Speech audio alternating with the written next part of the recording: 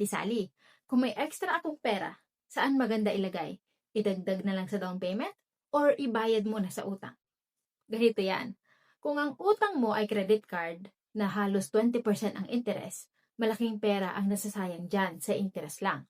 Halimbawa, may $10,000 ka na utang sa credit card, ibig sabihin nasa $2,000 yan per year sa interest lang. Sa loob ng 5 years, that's $10,000. Ngayon, kung gagamitin mo yung extra $10,000 na yan para ipandagdag sa down payment mo sa mortgage na 5% interest, ang matitipid mo lang sa interest ay $500 every year. So that's $2,500 in 5 years.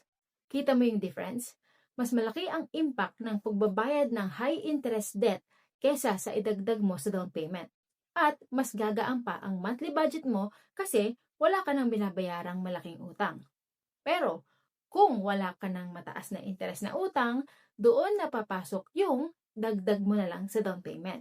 Mas mababa ang monthly mortgage mo, mas maliit ang total na babayaran mo sa bahay, at baka maiwasan mo ang insurance premium kung umabot ka sa 20% down payment. So, simple lang ang rule. Kung mataas ang interest, bayad muna ng utang.